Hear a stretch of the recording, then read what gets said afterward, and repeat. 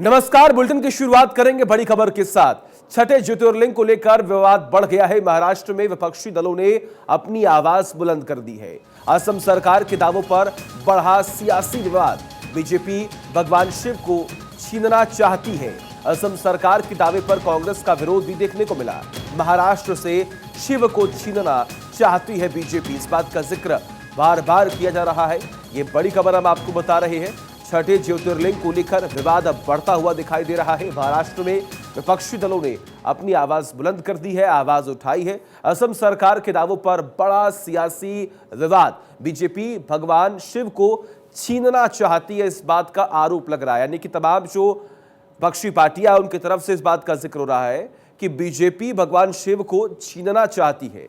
असम सरकार के दावे पर कांग्रेस का विरोध भी देखने को मिला। महाराष्ट्र से शिव को छीनना चाहती है बीजेपी। देश को नहीं, पूरे विश्व को मालूम, फिर भी असम के मुख्यमंत्री इस प्रकार के अगर विज्ञापन देते हैं, बात करते हैं, तो यहाँ की सरकार क्या करे?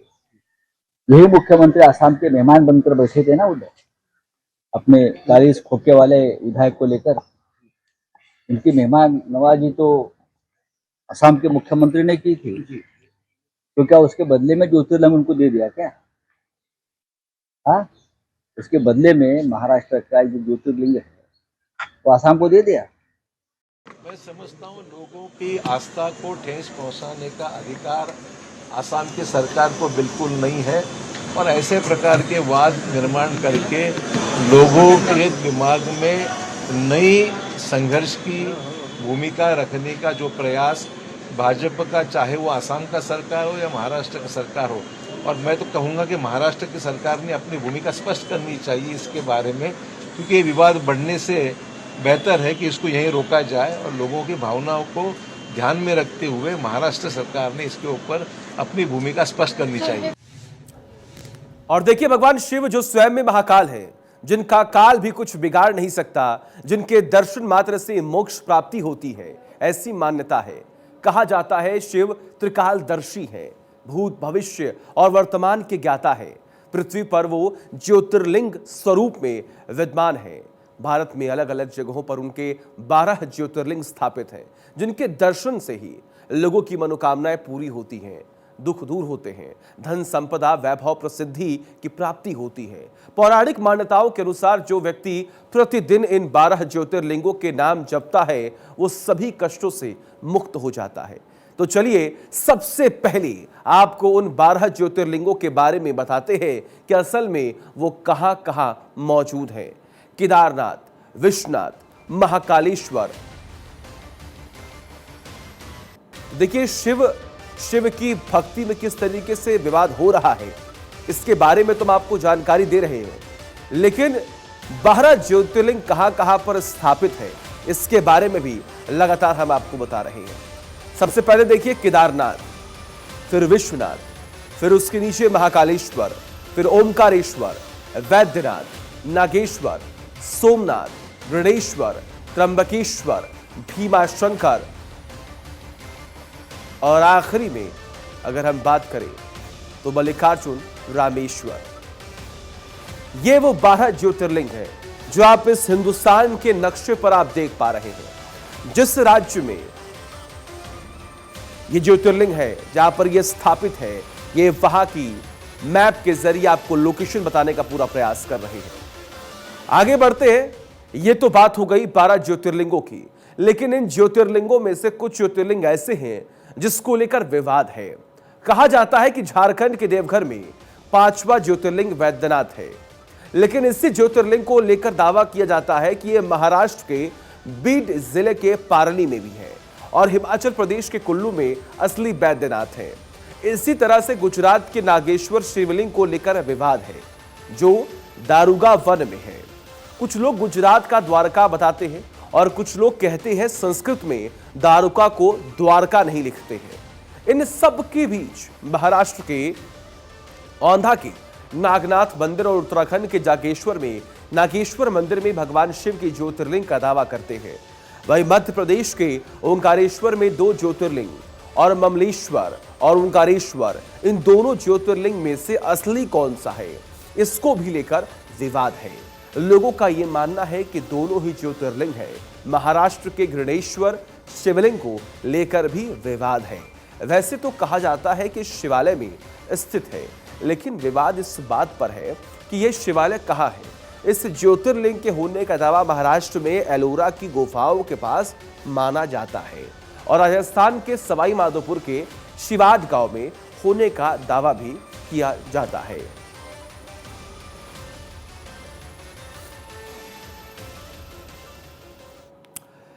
अब देखिए, असम सरकार ने महाशिवरात्रि के मौके पर श्रद्धालुओं को आमंत्रित करने के लिए एक विज्ञापन जारी किया, जिसको लेकर सियासी बवाल मचा हुआ है। साथ ही मंदिरों को लेकर नया विवाद छिड़ गया है। आखिर क्या है ये पूरा मामला और किस बात को लेकर ये पूरा विवाद है, इस रिपोर्ट के जरिए समझिए।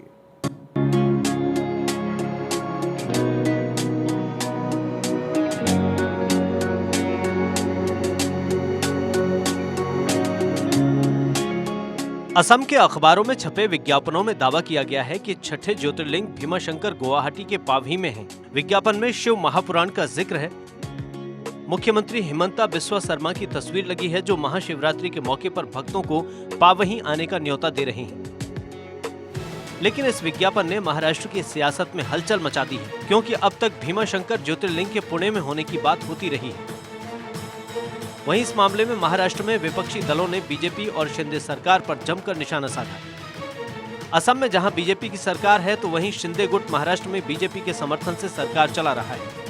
ऐसे में विपक्ष ने शिंदे गुट पर हमले तेज कर दिए हैं।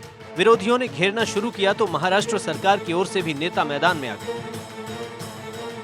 आणि भीमाशंकरचं ज्योतिर्लिंग है ऐतिहासिक आहे आणि ह्याच्यावरती आसामचा मुख्यमंत्री दावा करतो आणि महाराष्ट्र शांत बसतो। आपण आपली काय ताकद गमावून बसलोय की काय?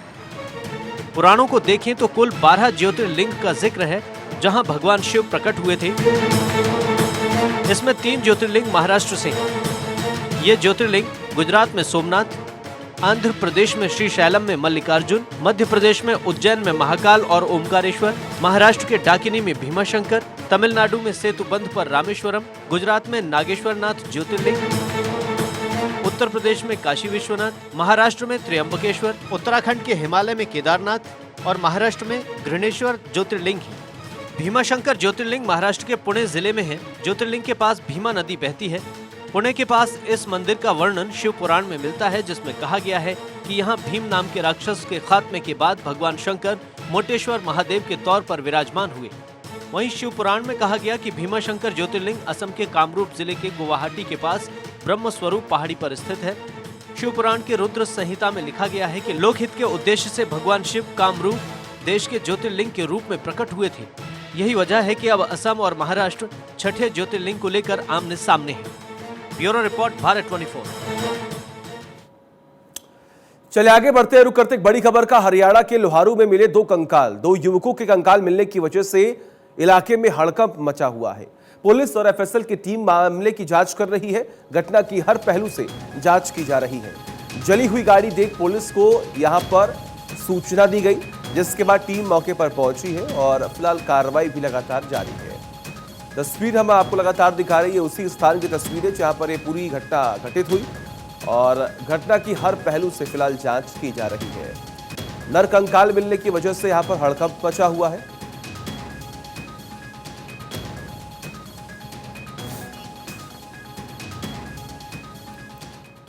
हरियाणा के लोहारू में दिल दहला देने वाली घटना की चर्चा। 2 व्यक्तियों को भीड़ द्वारा मौके पर जलाने की चर्चा। दोनों व्यक्ति बताए जा रहे गो तस्करी से जुड़े आरोपी। दोनों का अपहरण हुआ भरतपुर के गोपालगढ़ से। गोपालगढ़ थाने में दर्ज हुआ अपहरण का मामला भी, लेकिन फिलहाल पुलिस नहीं कर रही मामले की पुष्टि। लेकिन स्थानीय लोगों ने इस घटना की जबरदस्त चर्चा। अब पुलिस मुख्यालय को स्पष्ट करनी चाहिए स्थिति।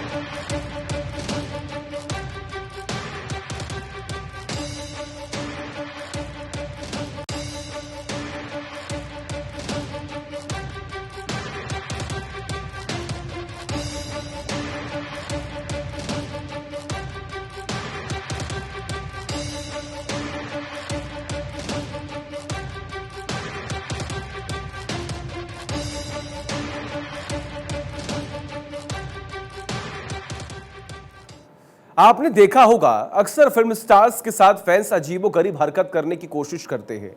हाल ही में ऐसा ही हुआ फिल्म एक्टर आदित्य रॉय कपूर के साथ। दरअसल आदित्य अपनी फिल्म द नाइट मैनेजर की स्क्रीनिंग से वापस लौट रहे थे, तभी एक फीमेल फैन आदित्य को जबरदस्ती किस करने की कोशिश करने लगी। वीडियो में एक महिला आदित्य के साथ सेल्फी लेने के लिए पहुंचती है, वो सेल्फी क्लिक कराती है, इसके बाद वो जबरदस्ती आदित्य के गाल पर किस करने की कोशिश करने लगती है। हालांकि आदित्य मुस्कुराते हुए उसे किसी तरह रोकने की कोशिश भी करते हैं, लेकिन वो महिला नहीं मानती है और आखिरी में जाते जाते आदित्य के हाथ पर किस कर ही लेती है।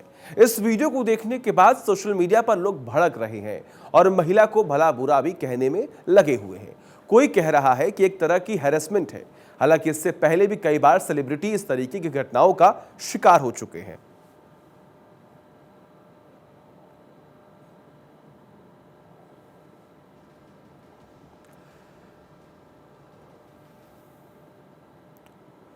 और शाहरुख खान की फिल्म पठान बॉक्स ऑफिस पर छाई हुई है और सोशल मीडिया पर लगातार #पठान डे ट्रेंड कर रहा है।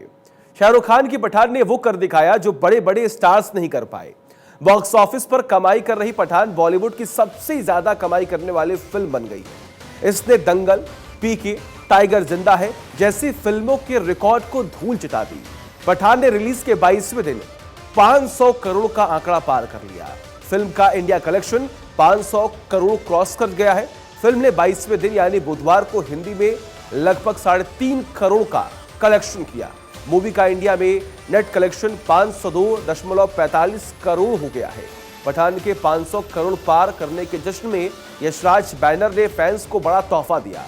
17 फरवरी 2023 को पठान डे मनाने का ऐलान किया गया, जिसके तहत पीवीआर, आइनॉक्स और सिनेपोलिस में टिकट प्राइस को 110 रुपए कर दिया गया है।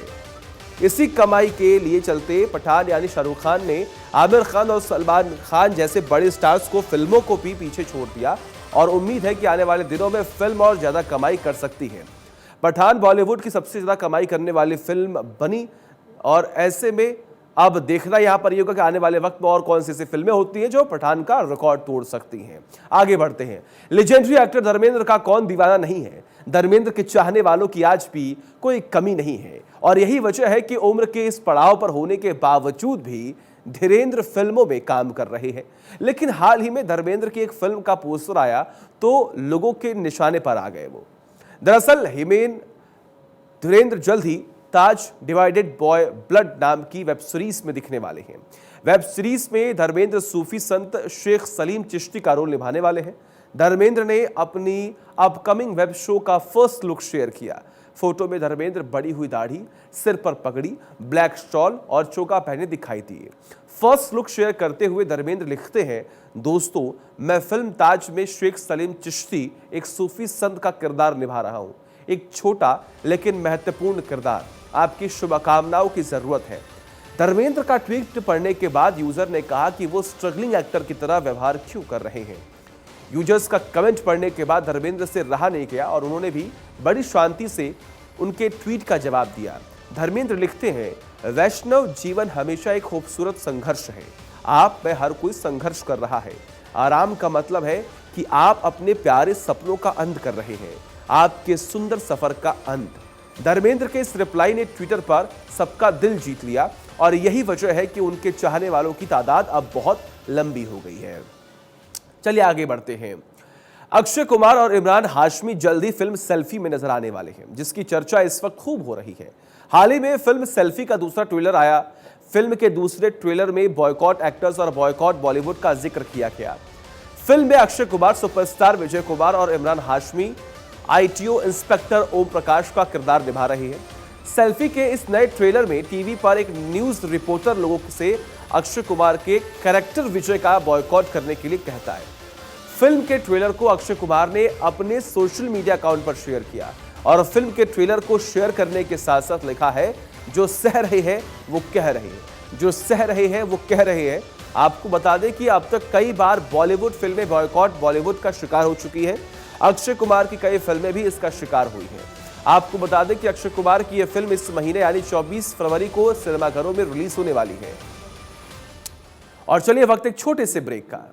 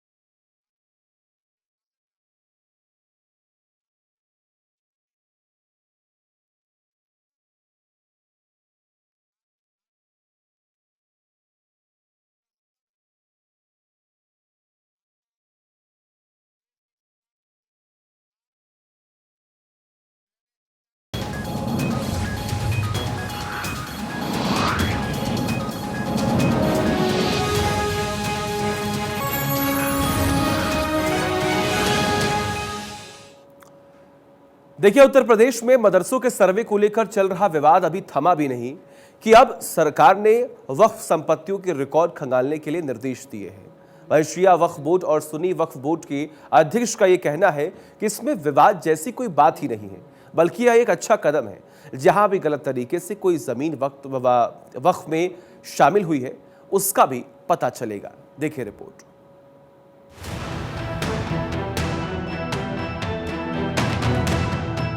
उत्तर प्रदेश में वक्फ बोर्ड हमेशा से सुर्खियों का हिस्सा रहे हैं। शिया वक्फ बोर्ड हो या फिर सुन्नी वक्फ बोर्ड, दोनों ही जगह हेर फेर की शिकायतें कम नहीं हो रही हैं। हज समिति के चेयरमैन और पूर्व मंत्री मोहसिन रजा की मुख्यमंत्री योगी आदित्यनाथ से की गई लिखित शिकायत का अब असर हुआ है और मुख्यमंत्री ने पत्र का संज्ञान लेते हुए कार्रवाई के निर्देश दे दिए हैं। आपको बता दें कि वक्फ बोर्ड का गठन साल 1964 में वक्फ अधिनियम 1954 के अंतर्गत किया गया था। वक्फ अरबी भाषा का शब्द है जिसका अर्थ होता है अल्लाह के नाम पर सुपुर्द की गई संपत्ति। शिया वक्फ बोर्ड के चेयरमैन अली जैदी हैं, वहीं सुन्नी वक्फ बोर्ड के चेयरमैन जफर अहमद फारूकी हैं।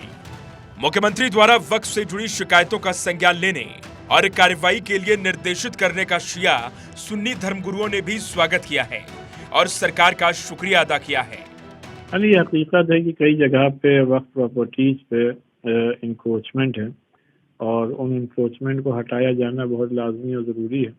और इस सिलसिले में जो गवर्नमेंट ने ऑर्डर दिया है उसकी पूरी डिटेल इंक्वायरी के बाद जहां कहीं भी इस तरीके की गैर नाजायज़ बातें पाई जाएं, गैर कानूनी बातें पाई जाएं, उसके खिलाफ एक्शन होना चाहिए और इंक्रोचमेंट हटना चाहिए, जिससे कि जो वक्फ को कायम करने का मंशा है, वाकिफ की जो मंशा है, उसके मुताबिक ही वक्फ प्रॉपर्टीज के मैनेजमेंट को इंश्योर किया जाना चाहिए। हम लोग तो मुसलसल चाह रहे हैं, आज यानी दसियों साल से इसी बात की मांग कर रहे हैं कि भैया इतने वक्फ में घोटाले हो रहे हैं, पीछे भी हुए, अभी भी सब हो रहे हैं, तो इसकी जांच होना चाहिए। जांच क्यों नहीं हो रही है? और 2-3 साल पहले मुख्यमंत्री जी ने जो है उसका शायद आर्डर भी की था सीबीआई जांच का, उसके बाद भी कोई रिजल्ट सामने नहीं आया, क्योंकि वक्फ की प्रॉपर्टीज जो हैं उनको बर्बाद किया जा रहा है, उनको लोगों ने बेचा है, बड़े बड़े वक्फ तबाह हो गए, खत्म हो गए, डिलीट कर दिए गए। वहीं ऑल इंडिया शिया पर्सनल लॉ बोर्ड के सदस्य मौलाना एजाज अतहर ने कहा है कि शिया वक्फ बोर्ड में लूट का बाजार गर्म है, बोर्ड का गठन ही अभी सही तरह से नहीं हुआ है। शिया वक्फ बोर्ड की हालत बहुत खराब है। शिया वक्फ बोर्ड में लूट का बाजार गर्म है और शिया वक्फ बोर्ड को सबसे पहले हम गुजारिश करेंगे माननीय मुख्यमंत्री जी से कि इसका गठन सही प्रकार से हो जाना चाहिए है। शिया वक्फ बोर्ड का गठन ही सही नहीं हुआ है। इसके अंदर जो नियमानुसार जितने मेंबर्स होना चाहिए हैं वो नियमानुसार मेंबर्स हैं ही नहीं, उसके अंदर निर्वाचित सदस्य हैं ही नहीं, नियमानुसार बोर्ड अभी पूरी तरीके से एग्जिस्ट कर ही नहीं रहा है। उधर योगी सरकार के अल्पसंख्यक कल्याण मंत्री धर्मपाल सिंह ने वक्फ के घोटालेबाजों को जेल भेजने और कड़ी कार्रवाई करने की बात कही है। वक्फ संपत्ति बेचने का किसी को हक नहीं है, ना खुर्द-बुर्द करने का अधिकार है। ऐसी समस्याएं निरंतर आ रही थी, जिसका एक हमने सर्वे कराया। सर्वे में जहां कमियां पाई गई हैं उस पर कार्रवाई भी कर रहे हैं और माननीय मुख्यमंत्री जी ने जो निर्देश दिए हैं उनका अक्षरशः पालन किया जाएगा और जिन्होंने वक्फ संपत्तियों को खुर्द किया है और गलत तरीके से बेचने का काम किया गया है, उससे धनराशि वसूल की जाएगी और ये जेल भेजना हो जाएगा, जेल भेजना भी पड़ेगा, तो उसमें कोई कोताही नहीं बरती जाएगी, कड़ी कार्रवाई करेगी। गौरतलब है कि इससे पहले पूर्व राज्य मंत्री मोहसिन रजा ने मुख्यमंत्री योगी आदित्यनाथ को पत्र लिखकर वक्फ बोर्ड में फैले भ्रष्टाचार की शिकायत की थी और तमाम सवाल खड़े किए थे। मोहसिन रजा ने अपने पत्र में दोनों बोर्ड पर प्रशासक तैनात किए जाने की मांग की थी, जिसका योगी सरकार ने संज्ञान भी लिया और वक्फ की संपत्तियों को नुकसान पहुंचाने वालों पर सरकार की सख्त कार्रवाई देखने को मिलेगी। Bureau report, Bharat 24।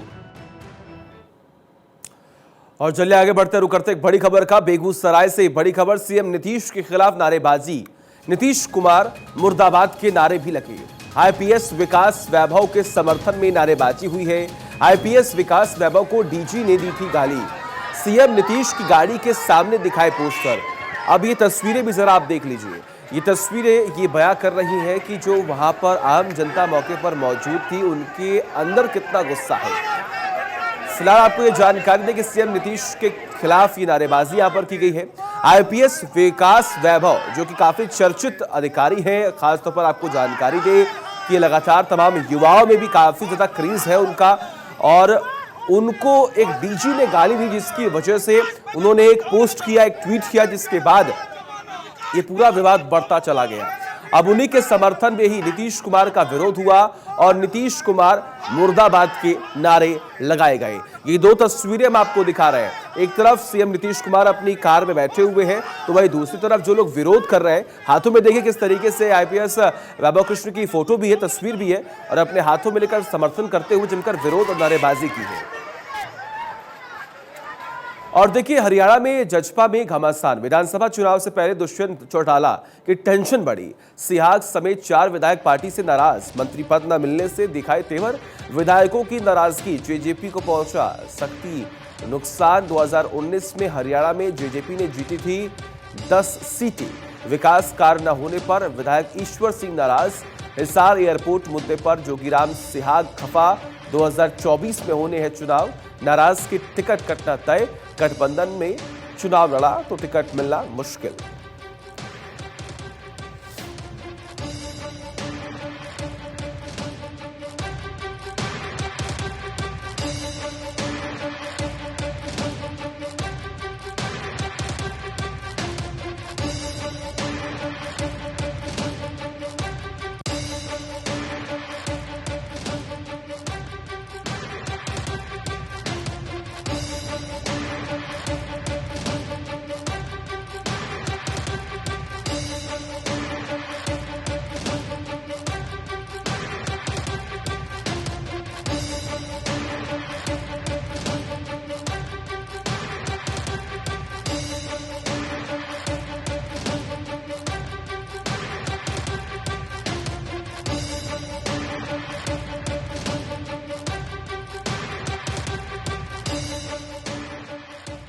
और चलिए वक्त एक छोटे से ब्रेक का।